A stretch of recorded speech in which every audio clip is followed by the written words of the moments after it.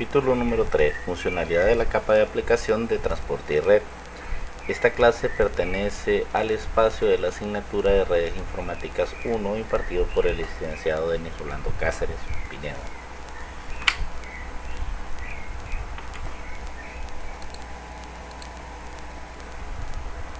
Los temas que vamos a ver son capa de aplicación, lo que tiene que ver con su funcionalidad, los ejemplos de los servicios y protocolos de esta capa, la capa de transporte, protocolos que posee la capa de transporte, capa de red, capa de internet, la cabecera de el paquete de IP y la división de las redes según la capa de internet. ¿Cuáles son nuestras expectativas de logro? Identificar las funciones de la capa de aplicación observando los servicios que desarrollan el servicio de internet. Comprender cómo funciona el enrutamiento de datos a través de la red informática. Y enumerar las funciones de la capa de red y transporte definiendo las características en TCP/IP. Aquí tenemos el ejemplo del modelo OSI y de TCP/IP. En el modelo OSI recordemos que tenemos la capa de aplicación, presentación, sesión, transporte, red, enlace de datos y tenemos la capa física.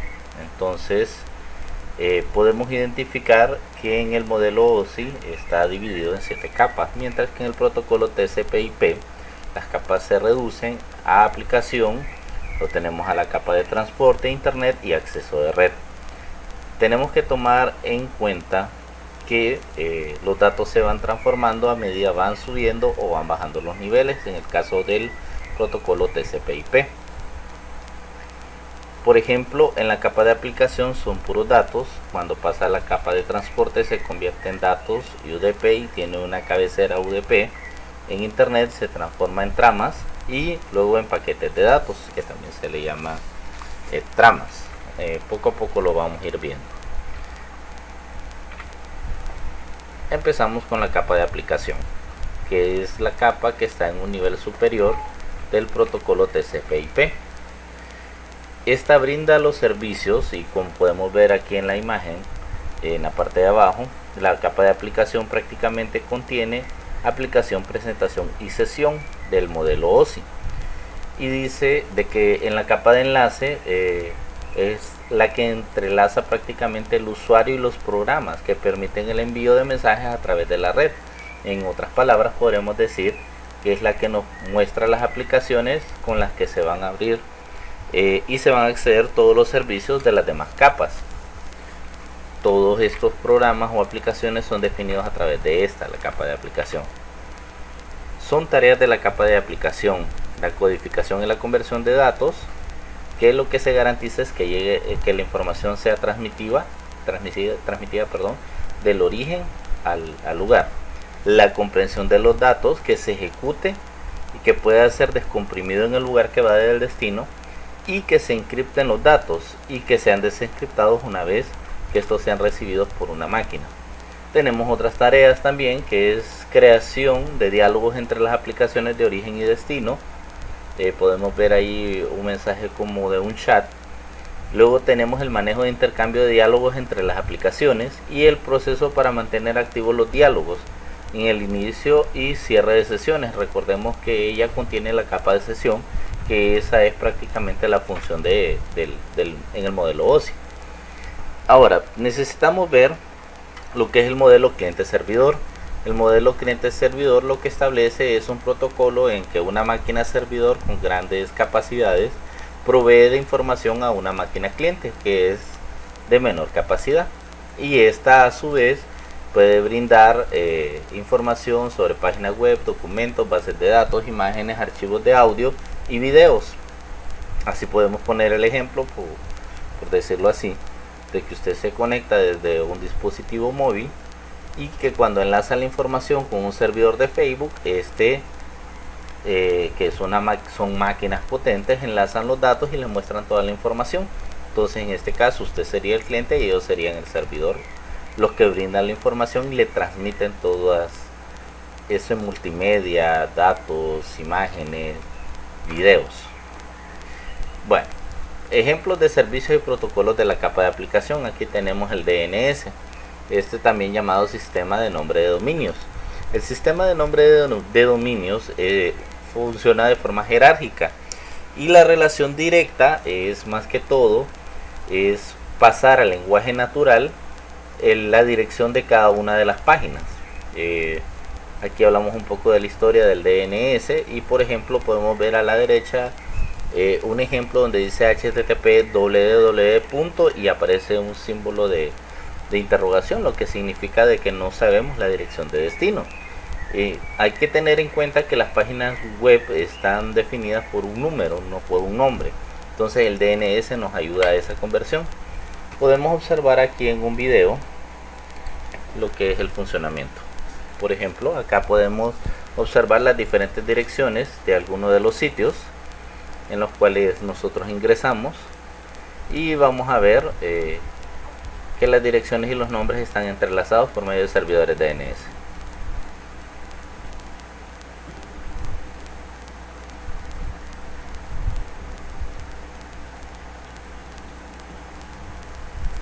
Podemos ver ingresando en su navegador web la dirección, y automáticamente cuando ingresamos la información, esta es transmitida, y podemos decir en una velocidad de nanosegundo. Esa información es buscada jerárquicamente en los servidores DNS para poder identificar la página. Se transmite a través de la red.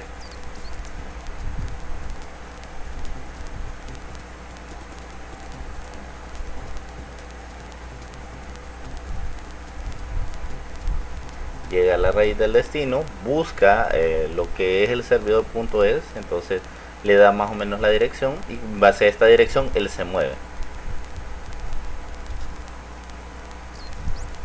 Redirige la página al siguiente lugar donde debe buscar el origen de la página, .es en este caso, el rango.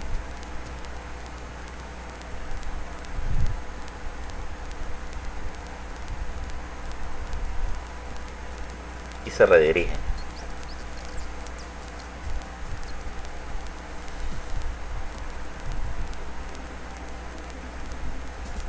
Saca la copia de la información, identifica la dirección URL, se la lleva, y automáticamente el navegador manda la dirección y automáticamente la convierte, como lo podemos ver ahí, y accede a la información enviando la copia desde el servidor.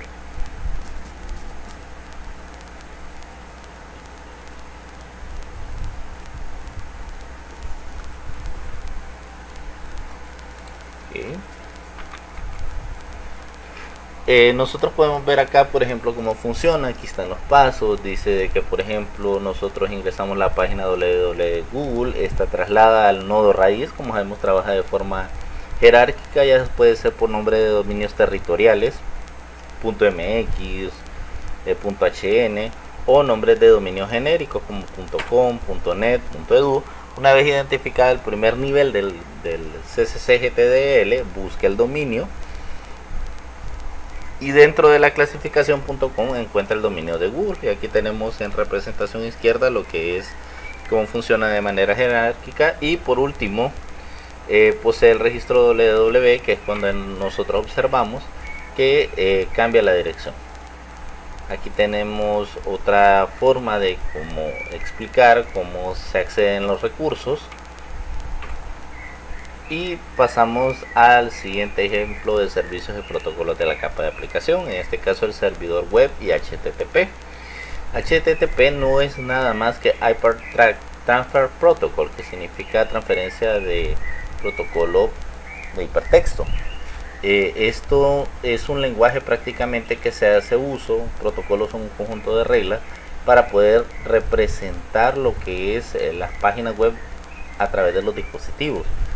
Existen diferentes aplicaciones para poder observarlo, pero todas utilizan HTTP y hoy HTTPS.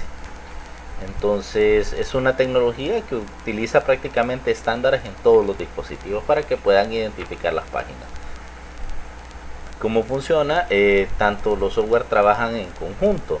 Del lado del hardware almacena un nombre, una información de software de servidor web que mantiene los archivos por medio de estilos CSS y contenido HTML. Y aquí podemos ver en la parte derecha, en el gráfico, que el cliente solicita la información y es enviada la respuesta mediante HTTP, y toda la información es prácticamente traducida como un lenguaje, y esta entiende las URL. Si no la encuentra, entonces nos muestra el 404, que ya es bastante famoso, que es no encontramos la dirección web. ¿Cómo funciona el protocolo HTTP? Lo vamos a ver acá.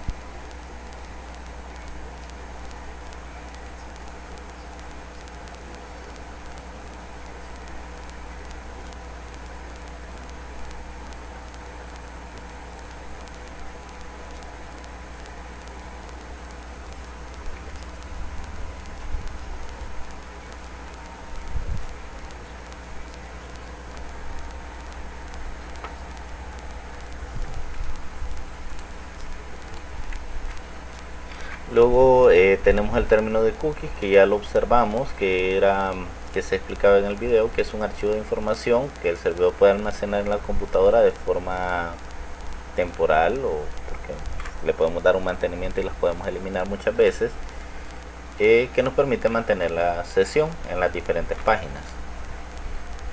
Un servidor de email, que es otro ejemplo de protocolo de la capa de aplicación, es el que nos permite envío y recepción de correo electrónico. Esto lo hace a través de SMTP y POP o IMAP POP.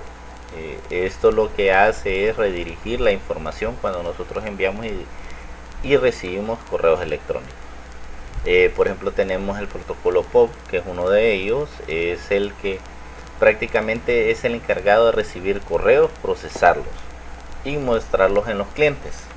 Y luego tenemos el protocolo SMTP, que es el protocolo simple de transferencia de correo, que es el encargado de prácticamente de la transferencia de correo.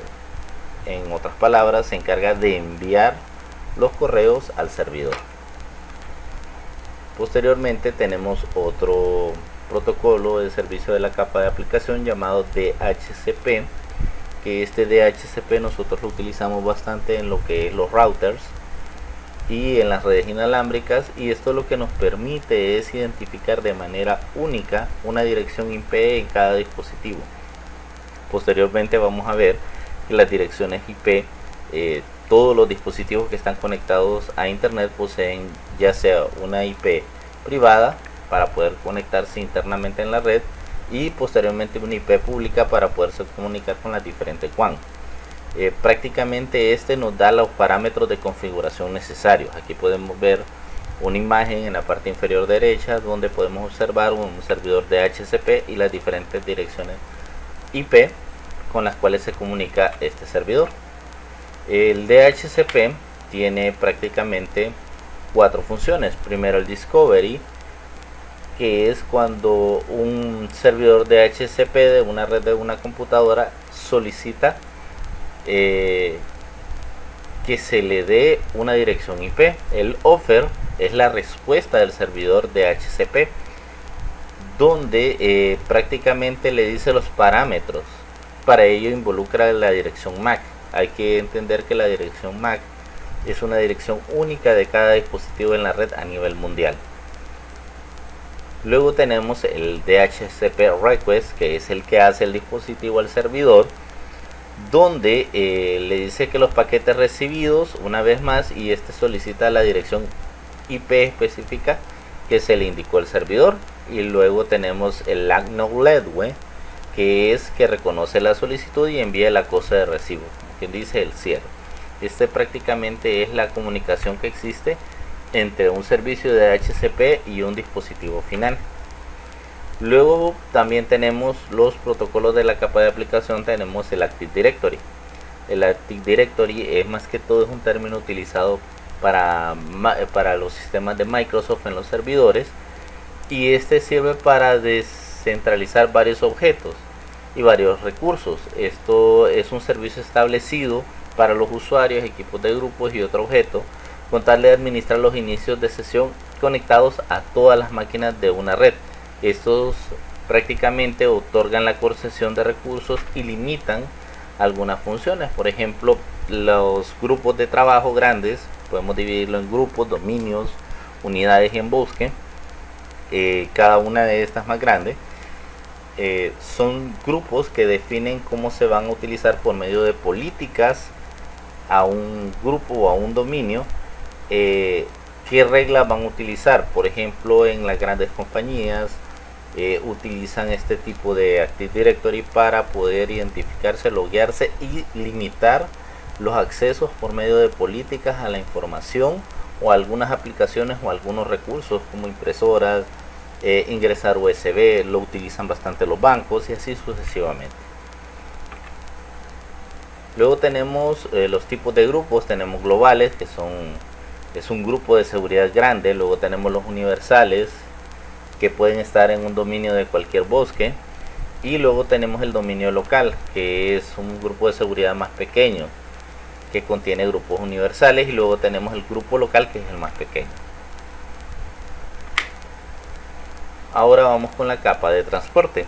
La capa de transporte es la encargada de proporcionar, como la palabra lo dice, el transporte de datos confiable de un punto a otro. Aquí podemos ver en una imagen un buzón de correo y una carta, y podemos ver en este caso el camión, que es el que traslada, es el encargado de transportar a su lugar de destino, y este actúa con los 3 niveles inferiores de la comunicación y los 3 superiores. Prácticamente está en el medio, es uno de, podríamos decir, de que los más necesarios. ¿Cuáles son las funciones de esta capa de transporte? Número 1 es el seguimiento de las conversaciones. Tenemos la segmentación de datos, que es la división de los paquetes de datos que vienen de la capa de aplicación. El reensamblaje de los segmentos, cuando él está haciendo el proceso inverso en la capa y viene de las capas inferiores. Y la identificación de las aplicaciones también que están relacionadas con el sistema. Primero, con el seguimiento de la conversación individual. Este tiene que mantener los diversos elementos de comunicación en las aplicaciones. Puede ser conversaciones relacionadas a través de un servicio de mensajería instantánea. Por ejemplo, una persona puede tener múltiples páginas web y cada página establece su conexión. Luego tenemos la segmentación de datos. Esto significa de que cada uno de ellos tiene un encabezado para poder entender la información necesaria, como dividir en pequeños paquetes e identificarlo a cada uno con una parte de una sección. Luego tenemos el reensamblaje de datos, que esto se da, por ejemplo, cuando usted envía una información y la persona que lo recibe tiene que hacer el proceso contrario de dividirlo en pequeñas partes, sino que este lo reensambla. Y luego tenemos identificar las aplicaciones, que esto lo hace por el número de puerto. Ojo, cuando estamos hablando de la aplicación, estamos hablando de qué tipo de protocolo. Nosotros tenemos TCP y UDP. Aquí en la parte de la derecha podemos observar los números de puertos y podemos ver los acrónimos que también se utilizan. Por ejemplo, el número de puerto 20 utiliza TCP y el acrónimo es FTP, el que se usa con el número 20. Luego tenemos el 25, que es el SMTP, que ya lo vimos anteriormente, que es el de transferencia de correos, y utiliza el número de puerto 25. Entonces, por medio de estos números él lo identifica. Aquí tenemos el 80, por ejemplo, el HTTP, que ya sabemos que es para páginas web, para poder presentarlas y así sucesivamente. También la capa de transporte es la que enlaza la capa de aplicación y las capas inferiores en el caso del protocolo TCP/IP y en el modelo OSI. Pero en este caso nosotros estamos trabajando con el protocolo TCP/IP, observándolo en esta manera. Él tiene que establecer la sesión, tiene que tener una entrega confiable y tiene que presentar una entrega en el mismo orden que se enviaron los datos. Y luego también tiene que tener un control de flujos. ¿A qué se refiere esto? Por ejemplo, cuando hablamos de establecimiento de sesión, es que tiene que tener una comunicación y entre sí y prepararlas antes de que venga otra conversación, antes de que se haga otra sesión. O sea que él tiene que estar prácticamente preparar antes de que llegue la información. Luego tenemos que entrega confiable es que si alguno de los paquetes no llega de manera correcta, entonces él tiene que volver a solicitar al archivo de origen que vuelva a transmitir los datos. Cuando decimos entrega en el mismo orden, recordemos que los paquetes en internet se distribuyen. Entonces puede ser que los diferentes paquetes tomen diferentes rutas. Entonces él es el encargado prácticamente de que se ordenen como fueron transmitidos al principio, independientemente que uno llegue primero y el otro llegue después. Y luego tenemos el control de flujo, que esto se da cuando, por ejemplo, nosotros estamos utilizando una computadora y esta computadora presenta problemas de hardware y se mira sobrecargada. Entonces él prácticamente le dice que reduzca la transferencia de datos a modo de evitar un colapso con el uso de los recursos del dispositivo final que está recibiendo los datos. Ahora, ¿qué protocolos tenemos? Tenemos dos. Uno se llama UDP. Prácticamente el UDP se encarga y prácticamente la idea de él es solamente entregar la información. Podemos ver a la derecha una pequeña imagen que agregué donde podemos ver una persona que se cayó, por decirlo así. Podemos imaginar que esos son datos y en una de esas un paquete se cae de datos y él sigue transmitiendo. La idea de este protocolo es que la cabecera no tenga elementos de control en cantidad de conexión.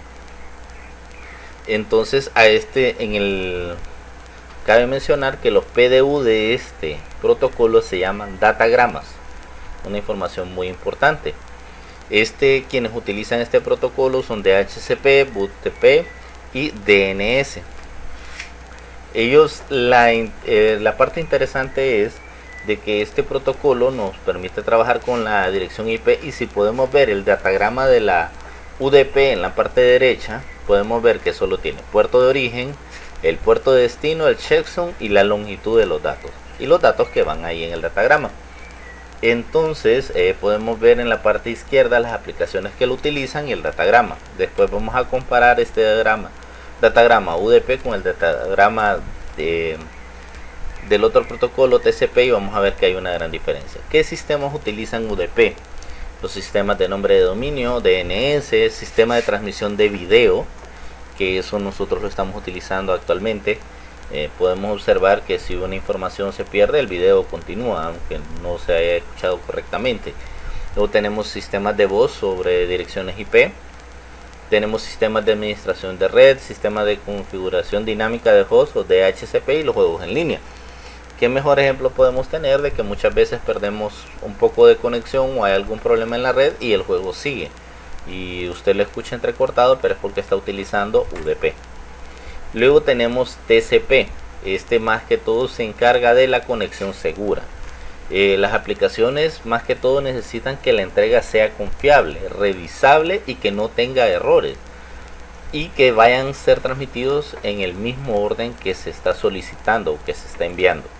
En este caso, las aplicaciones que utilizan TCP, está HTTP, que es el protocolo de transferencia de páginas. Nunca hemos visto una página de internet que se vaya a transmitir solo la mitad, menos que se nos vaya el servicio completamente. El FTP, el SMTP y el Telnet. Todas esas utilizan. Aquí podemos ver el datagrama del TCP. Ya es un datagrama más grande, tiene el puerto de origen, el puerto de destino, el número de secuencia del paquete, el número de reconocimiento y así sucesivamente. En este caso se podría decir segmento. ¿En qué se basa la confiabilidad del TCP? Prácticamente él utiliza todas estos elementos, el protocolo, para poder identificar lo que es que los paquetes lleguen de una forma confiable. Se podría decir de que uno por uno él va revisando los paquetes que van llegando y eso hace una respuesta secundaria. En este caso, si él no recibe un paquete, él lo vuelve a solicitar en este momento cuando ha pasado cierta cantidad de tiempo, y por cada paquete recibido él envía una respuesta al origen de donde vienen los datos. Luego tenemos las desventajas del TCP. Primero, la carga adicional, ya que tener una comunicación en la red en ambas direcciones hace de que el protocolo sea más lento por cada paquete que se recibe. Como se utilizan sesiones, entonces eso forma otro paquete adicional. Y otro de las cargas adicionales es que es generada por la necesidad de mantener el seguimiento de cada uno de los dispositivos y del acuse de recibo cada vez que detectamos un paquete. ¿Qué sistemas utilizan TCP? Navegadores web, correo electrónico y programas de transferencia de archivos en descargas, podríamos decir. Aquí tenemos una imagen que nos puede observar. Por ejemplo, el UDP solamente recibe paquetes. Como podemos observar aquí en la parte izquierda de la diapositiva, hay un montón de paquetes que se cae y él sigue revisando. Él sigue recibiendo independientemente que los paquetes estén dañados. Y acá, por ejemplo, hay una retroalimentación. Cada vez que se envía un paquete, él está comunicándose continuamente hasta que llegan los paquetes de forma completa, lo que lo hace un poco más lento. Cada uno tiene su ventaja y su desventaja. Pues pasamos a la parte de la capa de red. En la capa de red, que es el siguiente tema, nos falta uno más, que es internet. La capa de red prácticamente hace los paquetes. Entonces, en estos paquetes se utilizan 4 elementos: el direccionamiento, el encapsulamiento, el enrutamiento y el desencapsulamiento, que es todo lo contrario del segundo. Prácticamente este es el extremo de la capa 3. Primero, cuando nos referimos a direccionamiento, es que este puede ser transmitido a través de diferentes medios, ya sea de forma marítima, aérea, terrestre, a través de toda la red, desde un dispositivo origen hacia un dispositivo destino. Podemos ver acá múltiples conexiones a nivel mundial del internet, y se le asigna una dirección host. Entonces esto utiliza varios dispositivos intermedios para poder llegar a un paquete. Cuando hablamos de un encapsulamiento, estamos hablando prácticamente que lo que hace es que los PDU recibidos de la parte superior, que en este caso es de la capa superior de ellos, entonces este los encapsula. Acuérdense que en la primera capa lo recibimos como datos, luego lo hace en segmentos, ya sea TCP o UDP, y este lo transforma en paquetes y luego van hacia una trama. El enrutamiento se refiere a la ruta a través de la red para que van a utilizar para llegar a su destino. Estos utilizan routers y utilizan otros dispositivos intermedios. Hay que determinar que acá también se utiliza lo que es el salto. El salto de red es el paquete tantas veces va en los intermediarios y va llegando a su punto final. Luego tenemos el desencapsulamiento, que es todo lo contrario del encapsulamiento. Cuando el paquete es enviado a través de un servidor web, aquí tenemos el ejemplo, este lo desencapsula, ya sea por medio de la trama, luego el paquete, luego el segmento y luego se reciben los datos del usuario. Aquí tenemos el encapsulamiento y aquí esto nos va a dejar una parte un poquito más clara. Los datos son transmitidos de una computadora a un servidor, en este caso de la izquierda. Para hacer el encapsulamiento se hace de arriba hacia abajo, pasa de la capa de aplicación a la capa de transporte, de la transporte pasa a red y enlace de datos, y esta es transmitida de forma de bits, ya sea en infrarrojo, ya sea en fibra óptica, ya sea por señales electromagnéticas, y es recibido. Este lo vuelve a armar, pasa a la sección de los datos, a la capa de enlace de datos, luego pasa a la de red, luego pasa a la capa de transporte, sesión y así sucesivamente. O sea, de que el desencapsulamiento es todo lo contrario al encapsulamiento. Es como decir, esto es empaquetarlo y esto es desempaquetarlo. Esto es prepararlo para enviarlo y este es abrirlo. Luego tenemos que en la capa, aquí lo podemos observar, en la capa de aplicación, son flujos de datos y ahí sucesivamente. Aquí tenemos la misma imagen, lo único que en diferentes formas. Por último tenemos la capa de internet. La capa de internet, esta funciona como la capa de red y tenemos acá que realiza prácticamente las mismas funciones: direccionamiento, encapsulamiento, enrutamiento y desencapsulamiento. Lo único que esta se encarga de ejecutar los procedimientos y utiliza algo que se llama protocolo IP. ¿Y qué es una IP? Nosotros en este caso estábamos usando, creo que usamos todavía en algunos dispositivos, IP versión 4. También existe IP versión 6. ¿Qué es la IP versión 4? Son números decimales del 0 al 255 dividido en octetos de 8 bits en divisiones de 4 subdivididas por cada punto. Esto significa una dirección única en el caso de cada dispositivo de la red. Y esto posee 32 bits, o sea que el número mayor que podemos tener acá es 255 y el número menor es 0, representado por bit, y cada paquete en el punto son 8 bits, o sea 8 puntos electromagnéticos, y como son 4 octetos, entonces son 32 bits, o sea 4 bytes. La cabecera IP, ¿qué es lo que tiene? Tiene lo que es el desplazamiento, la dirección IP origen, IP destino, el tiempo de vida, el servicio y el protocolo. Más adelante lo vamos a ver. Y aquí tenemos lo que es cada una de las partes. Por ejemplo, tenemos el número de versión del paquete que se está enviando, luego los fragmentos y todo lo demás, cómo se divide, el valor binario, y solamente esto es datos. Todo esto que está acá es prácticamente lo que se maneja en la capa. En resumen, podemos decir que las capas están divididas por aplicación, transporte, internet e interfaz de red. En la capa de aplicación, los protocolos TCP/IP se conectan como programas a los servicios de nivel de transporte para utilizar la red. ¿Qué protocolos utiliza la capa de aplicación? HTTP, Telnet, FTP, TFTP, todos los que están a la derecha. Y así sucesivamente. Esto es más que todo un resumen.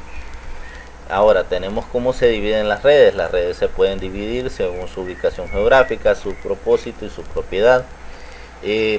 Esto comenzó debido a que hay tantos dispositivos conectados a nivel de la red global de internet que se decidió hacer direcciones IP y direcciones IP privadas, perdón, y direcciones IP públicas. Las direcciones IP privadas son aquellas que contienen los dispositivos de red a los que nos conectamos internamente, y las direcciones IP públicas son las que contienen en su mayoría las diferentes subredes. O sea, de que una red grande está dividida en subredes, pero esta está contenida en los paquetes pequeños. Como quien dice, en una colonia están los números de casa, pero a nivel de toda una ciudad, de las diferentes ciudades, usted tiene que acceder a la ciudad para poder llegar a la colonia. Aquí podemos ver que lo que se utiliza para esto es algo que se llama gateway o puerta de enlace. El gateway o puerta de enlace es nada más y nada menos la puerta que me permite la conexión a las diversas WAN o la conexión a internet, y nosotros nos conectamos por medio del servicio de HCP, ya sea dinámico o estático, a el dispositivo que nos enruta y nos muestra el gateway. El gateway es la única interfaz que nos permite la salida de una red, y esta define la ruta. Por ejemplo, acá tenemos un ejemplo de un gateway que es un punto intermedio en dos redes LAN, podríamos decirlo, de que lo que hace es interconectar las diferentes máquinas. La única manera que estos puedan comunicarse, estas dos WAN o estos dos servidores, es a través del gateway. Y si no la encuentra, entonces lo que hace es pasar a la siguiente red y así sucesivamente hasta que llegue a su lugar de destino. A cada uno de ellos se le llama dirección de salto. Los tipos de enrutamiento, como decíamos, tenemos el estático, que cada router es configurado con una dirección IP para cada dispositivo de forma manual, y el dinámico, que el dinámico es el que normalmente nosotros utilizamos con los routers, en el que él nos asigna una dirección IP. En muchos casos el estático es bastante conveniente si usted no va a estar cambiando las direcciones, o de repente tiene servicios de protocolos asignados, aunque podemos utilizar varios muchas veces. Hoy en día ya nos permite utilizar los dos tipos de enrutamiento o asignarle una dirección IP estática a algunos dispositivos finales que no necesitamos que estén moviendo, por ejemplo una dirección IP de una impresora, para que no estemos automáticamente reconociéndola todos los días, sino que esté estable en una sola dirección. Bueno, espero que hayamos entendido. Si tenemos alguna duda, por favor comunicarse conmigo, y muchas gracias.